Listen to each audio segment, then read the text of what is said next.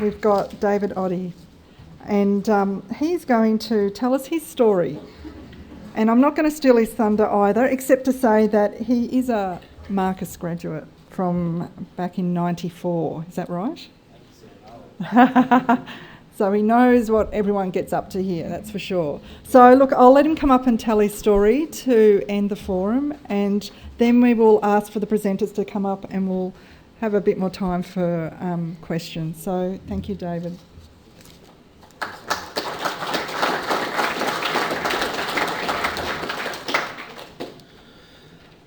As Yasmin has said, and as Deb has indicated, my name is David Oddie, and this is my story, as they say in the castle. A few old movie viewers, that's good. Brief history of where I've come from. Brought up around the Ballarat district, not far away from here. Before coming to Marcus Oldham, Jackarood in the Carrathool area, where I did learn various things, and the biggest one of them was how good the races are. Studied at Marcus here from 92 to 94, spent my prac year in the Clare Valley, which was a terrible thing, and for the fellow who was from the Barossa, our wines are better than yours. Graduated here in 1994 and then sought jobs in the sheep stud industry in and around Hamilton. Felt that wasn't for me after 12 months. And the call of the family property beckoned. Probably my father's here today, so I've got to be careful with what I say. Probably much to his joy and dismay at times. So I went back there as a livestock manager. My aim was to set about trying to manage that enterprise with my family, create profit for everybody, create responsibilities, play merry hell with the profits, do all the things that we get taught at this marvellous institution. I sat down with my family, my brothers. We worked and settled on a succession plan, which basically meant that while it was not fair, not equal, it was fair. I've got one brother who's a doctor, one brother who's a teacher, and neither of them know which end of a sheep to put a drench gun into. This continued on for probably 5 or 6 years. We were ticking along pretty well. We were getting good profits. I was happy. Parents were happy. We had the odd fathered-son discussion, which I'm sure that most of the students here would appreciate, and probably most of the parents as well, because both parties are always correct. But basically, we're on good terms. I was living 500 metres from my parents. That was good. There was plenty of food there when I needed it, and everything was going really well. About 7 years in, we were approached by one of our neighbours to start up a corporate farming enterprise, and Fiery Creek Farms was born. This was established in 2003 with the aim of creating a better economy of scale for our business without having to borrow a heap more money. Our neighbour was an absentee farmer. He had a manager on who probably wasn't living up to his skills as a manager, but was a very, very good farm worker. So we kept him on and kept things ticking along. In the process of all this, I got married to my lovely wife Pam, who is also an ex-student here, who studied the agribusiness course, and her and I set up a bookkeeping business, doing business activity statements for various farm businesses around the place as well. Initially, my parents were very, very generous. I shouldn't say initially, they're still very, very generous. Aren't you, Dad? And we were gifted a portion of the land as part of our succession plan that we could then borrow against, buy into the business. We were very happy to do that, very, very, very happy. It enabled us to have a little bit of control of our own destiny and buy a third share in the business. The other aim of the business, which I forgot to mention, was that we could bring in outside shareholders if we wanted. So it could bring better succession planning, more money for us, bigger lifestyles, bigger profits. So basically that's what I did on a daily basis, all those 4 things up on the slides there. I looked after sheep, I looked after machines, I stuck my head in a crop occasionally, and sat on the hill and looked at the beautiful view that we have in the middle of spring, which is always very good. Middle of summer's not quite so good.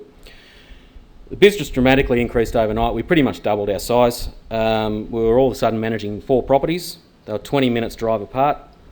All the land was leased. The ownership stretched between family, business partners and outside parties that we leased land off. We very, very quickly achieved our aim of a better economy of scale. My focus was more on management than day-to-day tasks, and this was a big step up for me. Initially didn't think that I could do it, and it was a very big challenge. But after a bit of encouragement and a few mistakes and a few more mistakes and a few successes, finally settled into my role quite well.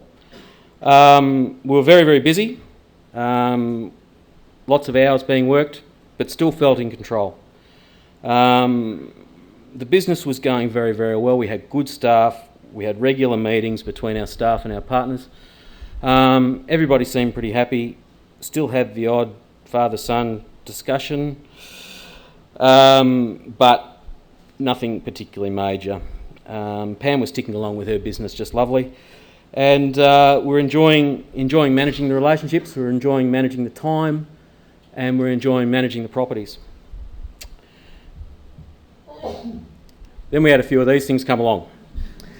So you'll see up there, that's my lovely wife up there in the top left, that's Pam, and Claire and Daniel turned up. I do know how that happened, by the way, in case you're wondering. Claire being born led us into it made us, Pam and I, start to think more on our about our health and our family. We were involved in a Farm Management 500 discussion group for a number of years, and that started off initially when computers were first born in agriculture. And as part of that, we were asked to be participants in the Sustainable Farm Families program. Now, it's a program aimed at making people involved in agribusiness much more aware of the importance of being healthy, both physically and mentally. And it also helps to identify any potential health problems amongst the participants. And we got a lot out of that program. We felt very young and bulletproof because we were under the average age by about, and I think you did it too, didn't you, Deb? We'll take Deb and David out of this because they were also very young and bulletproof. The majority of the participants were probably over the age of 50 and were more the 58 to 60-year-old farmers that is more archetypal that we see around the place. We saw some pretty gruesome photos. They were very blunt about what can go wrong. We saw people being staked on steel posts that are falling out after falling off haystacks. We saw people run over by tractors. But we also saw the results of what can happen to us if we don't look after ourselves, both physically and mentally. So we at Fiery Creek Farms thought, beauty, let's get into this. We started looking after the health of our employees and ourselves a lot better. We invited work cover in to inspect our properties. We implemented OH&S procedures and policies. And we thought that we'd done a fantastic thing. Everything was still ticking along all right. Business had its ups and downs. We were going very well. We brought in a new partner, being a family member of our other business partners. Still living next to my parents in a different house, which was really good for babysitting. Very, very handy when you've got little kids. Pam and the kids were happy and healthy, very, very noisy. Claire was born about 2 weeks before we started our annual harvest, so that was fun. Pam stopped working after Daniel was born and became a stay-at-home mum, but she still did the books for the business. We were pretty tired, we were pretty worn out, but everything was still ticking along okay. Through a number of different circumstances, we bought out my parents' share in the business and became 62% shareholders, which again was made possible by my parents' generosity in gifting us land as part of our succession plan to borrow against. So all of a sudden we were about $500,000 in debt. That's okay, we'd get that back, that's not a problem. After Daniel was born, Pam had a bit of an undiagnosed illness and we still don't really know what it is. But eventually she was diagnosed with a problem called fibromyalgia, which basically, and I'm sure there's plenty of people in the room here will empathise, it's sort of like having a constant hangover. She was in low-level pain all the time, her muscles ached, couldn't think straight, all the sorts of things you get out of bed after a night up until 3 o'clock on the beers. Not that I do that, of course, having gone to the Sustainable Farm Families program. We had a couple of years with very, very variable seasonal conditions. We had a drought, first one I'd ever experienced as a manager, and that is a big challenge. Don't ever think it's not. We followed that up with a really, really wet year, so we were still harvesting crops when we normally finish in February. We were still harvesting in April, pulling headers out of bogs, all that sort of good, fun stuff that we love to do. In the middle of all that, I had a fairly major injury. At a bushfire, I burnt my leg from the ankle to the knee. and had to have 3 months off work. So I was basically sitting there with unable to do much, lying down on my back, thinking about pretty much how sore my leg was. I wanted to get back out to work, and I was frustrated as hell. Pam actually made the comment quite a number of times that she thought she had an extra child come along. I wasn't healthy, wasn't eating properly, I was grumpy as, and I'm sure my father will tell you about that later when we're having lunch. It started to affect my relationships with my family, with my business partners, and most importantly with Pam and Claire and Daniel, my kids. And really wasn't good. But everything was still all right. Good season, business was going well. Good season will fix everything, make me happier. It's all good. Challenges are all a part of farming, I kept hearing. Came back to work 3 months later, still not 100% fit, but still doing the job. Started feeling the pressure of the jobs more. Started feeling a bit like that little black dog there with someone constantly hunting you. Also started to feel a little bit like the squirrel up the top there, just turning around in circles, not really knowing which way to turn. More and more having less control over our own destiny, more and more thought that the seasons and the markets and everything else was controlling us and we weren't controlling them. But it's all just part of farming, isn't it? Yeah? It's what happens. Bad seasons, prices go up and down. It's all good. Just needed that one good season. Everybody's still happy after that, aren't they? Good season fixes everything. Yeah? But Pam was starting to make comments that I didn't seem happy, but in my mind I still felt that I was okay. But little black dog was still in my mind. Looking to keep improving our business skills, we became involved with this strategic focus program. I'm not sure if anybody has heard of that, but it's a follow-on group from the Grazing for Profit series of workshops. And what we did is we met regularly, sort of 3 or 4 times a year, with 5 or 6 other farming businesses, and we analysed the hell out of each other. We investigated each other's businesses with a fine-tooth comb. We investigated each other's family issues, problems, successes within an inch of their lives. And I can tell you it's a very, very eye-opening process to go through. All of these meetings were facilitated, but the biggest question that we're asked is, why are you doing what you're doing? Are you enjoying it? It's a very big question for someone to ask you why you're doing something and if you're really enjoying it, especially when it's been a part of your family life for how many generations, Pete? 4 or 5 generations. We, of course, replied, yep, we're having a great time, we're loving it, our business is ticking along really, really well. And we made some initial changes to the business. We started working towards lower risk enterprises, all that sort of thing that we talk about and you learn about at Marcus, and through good business practices. And so we grew more animals, we grew less crops basically. But there was that thought there that perhaps things weren't okay after all. I took to spending a lot of time having a chat to the dogs. They always listen very well. They don't answer back particularly well. Thought, was pretty difficult to get on with, really. But it led to us having a facilitator meeting with our business partners, and I left that meeting drained, physically drained, and just driving home going, I'm really not happy with what I'm doing. And it was that meeting that made me realise it. So basically we had some really hard decisions to make, and I'll stress that this is our story, it's not necessarily anybody else's in this room. In our time living in rural communities, we'd seen too many families disintegrate through poor physical and mental health, and I'm sure you've all seen it. Relationships that don't function and major issues of stress. We're determined not to become one of these families. We worked through our issues and did an extraordinary amount of thinking and made our decisions, and with help. I'll stress, with help. And then set about the really tough task of telling, first of all, my parents and then our business partners what we were going to do. We decided we didn't want to farm anymore. We weren't enjoying it, we weren't happy, we thought we needed to change. So we sold our farming interest, leased out of the land that we'd been gifted, back to our business partners. They took over the entirety of the business.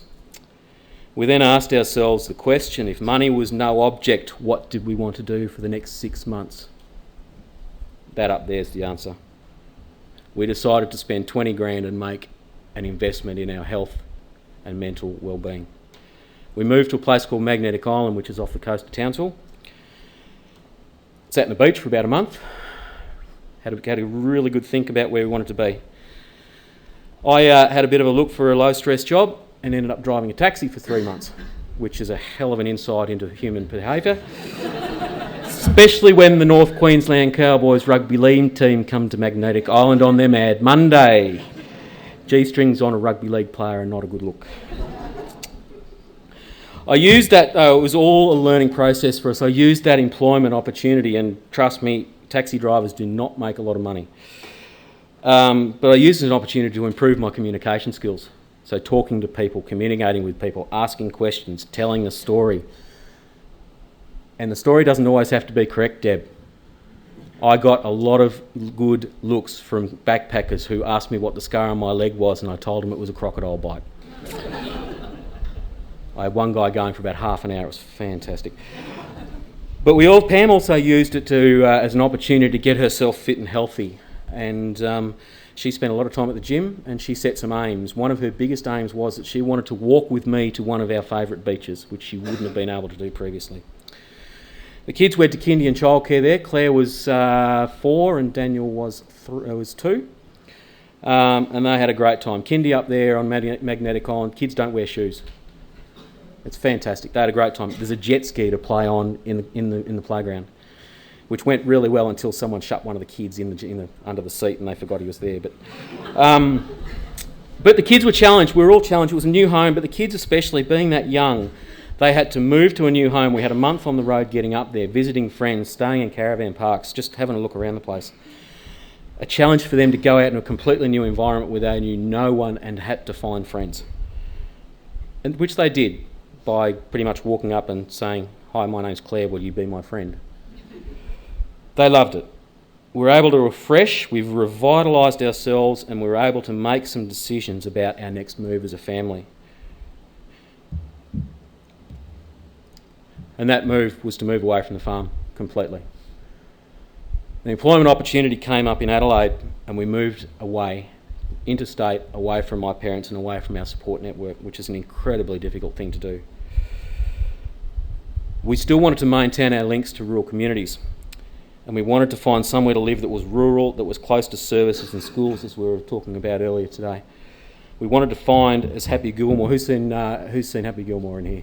Yep, we wanted to find our happy place, probably without the midget serving beer, but that's okay. If they were there, it was happy. And we found our happy place. I'd always dreamed to live amongst the vines, and Pam loved the beach. So we found a place that had 70 wineries, 4 breweries, 64 cafes, I think there is, and we were 10 minutes from the beach. We moved to the McLaren Vale area, where the wines are even better than the Clare Valley. Did I mention the 70 wineries that are there? Yeah? Okay. No. We found a really, really friendly community. Claire started kindy. We had instant friends. We became part of the local area. I was working in Adelaide, so I found it a bit more difficult to meet people, but Pam was happy, kids were happy, everything was great. I took a job with a small wool broking firm, so mainly office-based, which was a real struggle after being on farm for so many years. But when I got back on farm, I really enjoyed it. I enjoyed talking to people, I enjoyed talking to our clients, I enjoyed discussing something that I knew something about. I had clients from Queensland, Tassie, New South Wales, WA, pretty much every state in Australia but in the Northern Territory. And found that I could still work in agriculture, still be a part of agriculture, but not having to farm in my own right. But I could also empathise with the difficulties that my clients were going through because I'd been through them myself. But again, issues beyond my control came to the fore, and not wanting to become embroiled in a difficult situation again, I decided to leave for the benefit of my health and my family's health. But did it a lot quicker this time. Realised some of the danger signs and did it a lot quicker. So I left my position without a job to go to, and there is nothing scarier when you've got a family. I didn't have work for 3 months, but I did use some of this time to listen to kids read in my daughter's class. It's fascinating listening to little kids read and seeing them learn. But also got to hang out with all the really good-looking school mums too, so that was pretty cool. But I apart from that, finding a position with the right business a full-time job, and I got out there, I talked to consultants, I talked to agricultural employment agencies, I cold called businesses, I went and made meetings with business owners. It took me 3 months, and my wife constantly beats me around the back of the head saying you could have had that sooner, because the one business that was in McLaren Vale where we lived that I didn't go and see because I didn't believe I had the experience to go and see them were the ones that offered me a job. Which is what I do now. I work for the local CRT franchise in McLaren Vale. We specialise in wine grape growing and horticulture, of which I had absolutely no experience. They were looking for a potato agronomist and consultant, so I learnt to be a potato agronomist and consultant. My previous experience in potatoes was eating chips, occasionally opening a packet of chips, but I had no idea the scale of what these businesses do. So I now go around and I look at crops and I help farmers grow their crops to the most profitable way that they can. I service an area that basically covers from Loxton to Penola to Kangaroo Island to Virginia, so pretty much a third of South Australia. And amongst our clients we have some of the best seed growers in the country down in Kangaroo Island, and 2 out of the 5 or 6 biggest fresh market growers in the country. But the disappointing thing was that I hadn't spoken to these guys earlier, because I did not have the confidence and I did not believe I had the skills to come and work for these guys. And they had a great belief in employing the right person and then training them how to do their job. So from day one, I was on a very steep learning curve, lots of new things to take in, but I'd found a supportive environment, I'd found a business going ahead, and I'd found a business that was willing to train me up to do the best job that I can. And also, while the pay was not as good as my previous position, there were perks and training opportunities that more than made up for it. And as an example, they sent me over to the USA and Canada for 2 weeks on the study tour last year, fully paid. But my experience and knowledge is now built up so that I see good crops like what we see behind me. I also see some pretty horrible ones. And it doesn't take much for a good crop to turn into a horrible one like what you're seeing there. But the biggest thing that I learnt was that farmers need someone to talk to about the decisions they have to make, especially when this happens. They need the support. They may already know the answers, but they need the support of somebody to talk to and work through those answers in their own heads. So my job is definitely not just looking at crops, and any agronomist will tell you this, that it's not just looking at crops, it's talking to the people and dealing with the people that is the major part of what you do. And this is probably the hardest part of the job, but it's also the most rewarding, and it's one that I'm very, very happy to do. We've still retained our links to rural Australia, especially now rural South Australia, through employment, through friends and family. And my kids, as you can see up there, absolutely love getting back onto my parents' farm, Pam's parents' farm, and as you can see there, Daniel in the potato patch. I took him out for half a day and all he wanted to do was dig in the paddock for spuds under the ground, take them home and cook them. My employer puts a very strong emphasis on family well-being. Daniel one day wants to work in the green shop, which is what he calls our CRT franchise. The kids love living in McLaren Vale, even though it's in town, and Claire wants a horse. I'm trying to work out how I get around that one, so we're dealing with toy horses at the moment. But yeah, and there may even be a second horse wanted at some stage. But the new employment has put up challenges and difficulties, but we were definitely in more control of our destiny, and we were definitely happier.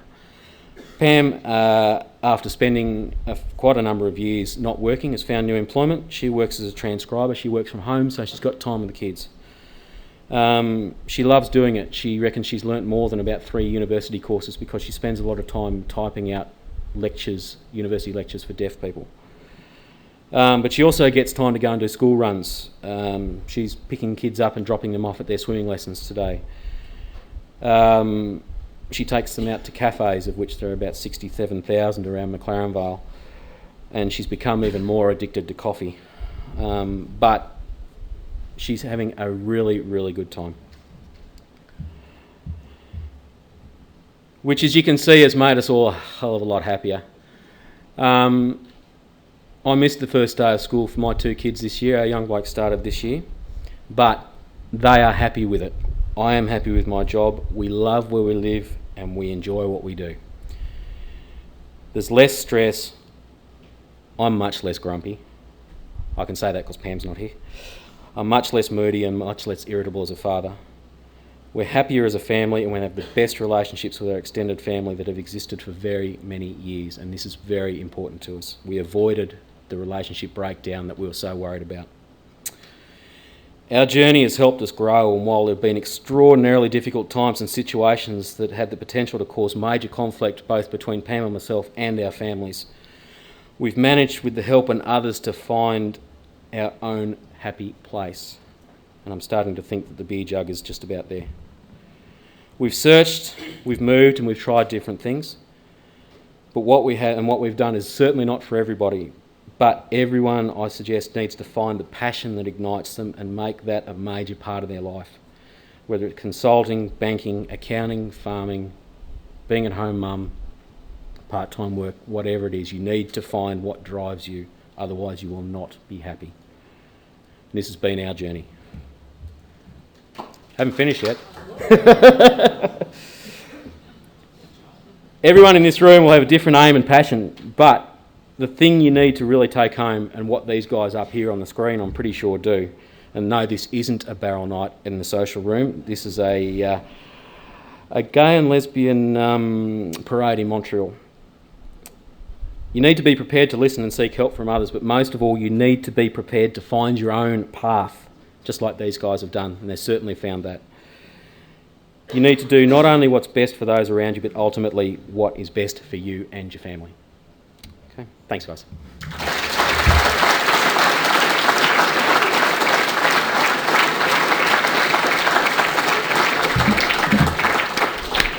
Thank you, David. That was an exceptional story. And look, elements of what you've presented just then, I'm sure touches a chord with many of us here. And look, that whole balance between working, family, you know, what you actually want out of life is a challenge, and you've just portrayed, just don't give up on what you truly believe in. So thank you, and it definitely summarised what this forum is about today.